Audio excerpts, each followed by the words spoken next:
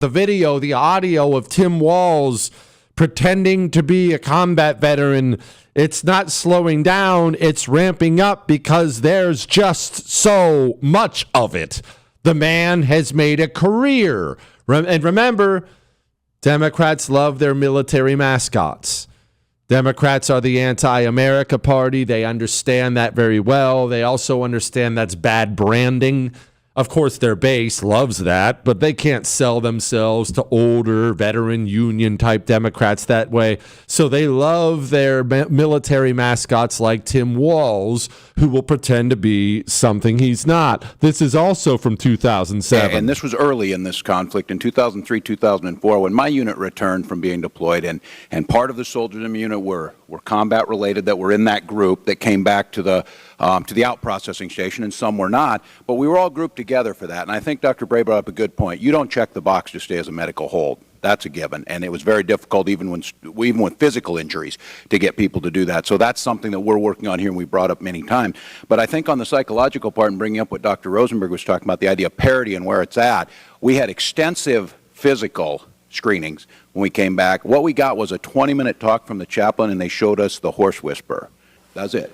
That was the out process. Poor Tim.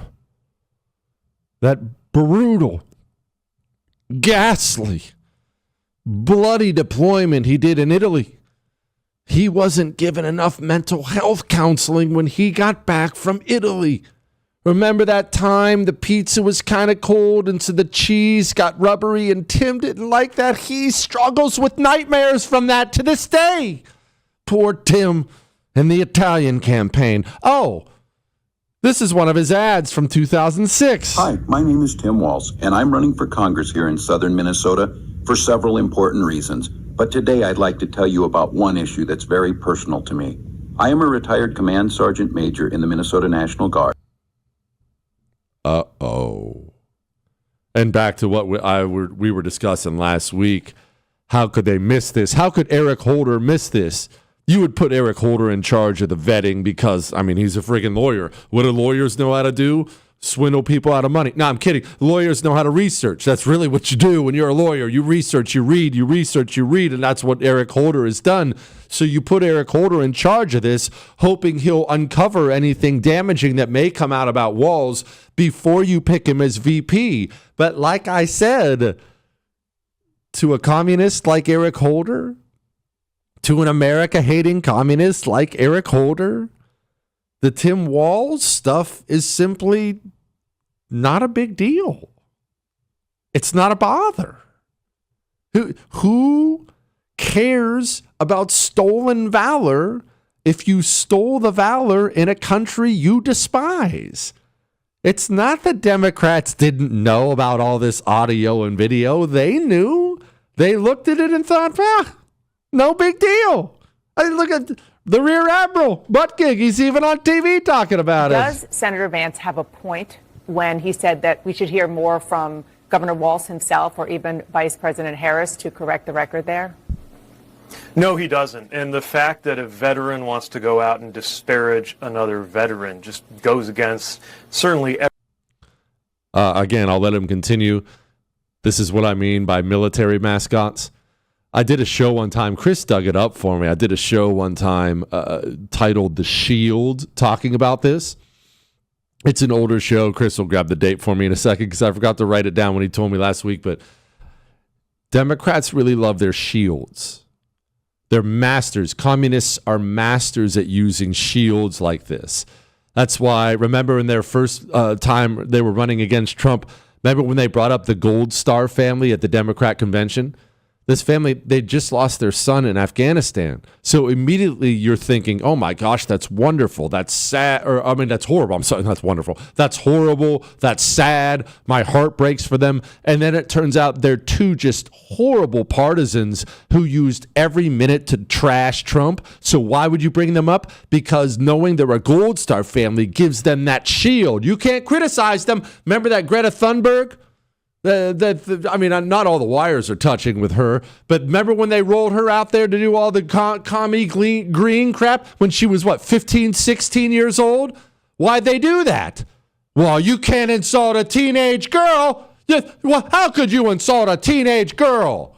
Why do they love guys like Tim Walz? He's a military mascot. He's a military shield. How could you insult a veteran? Of course, the Rear Admiral has to use that line. Does Senator Vance have a point when he said that we should hear more from Governor Walz himself or even Vice President Harris to correct the record there? No, he doesn't. And the fact that a veteran wants to go out and disparage another veteran just goes against certainly everything I learned during my time in service. Look, I think in many ways it's the exception that proves the rule. If the only thing that they can find about Tim Walz to complain about is to disparage his military record that was clearly honorable. Remember, you can retire at 20 years. Tim Walz served.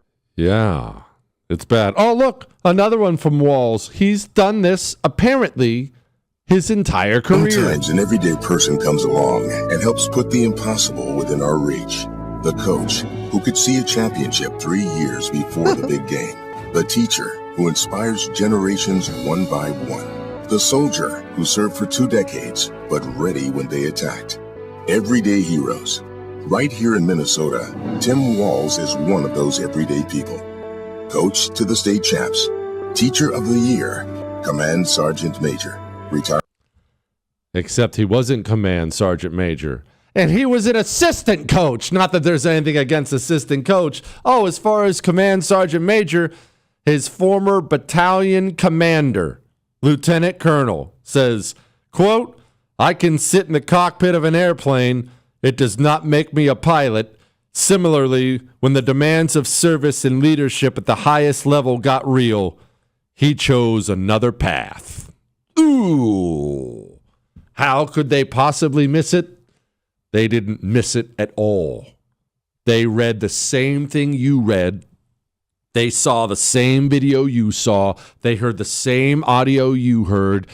And it just goes to show you how the American communist is a completely different species because they saw something and heard something completely different than you saw and heard.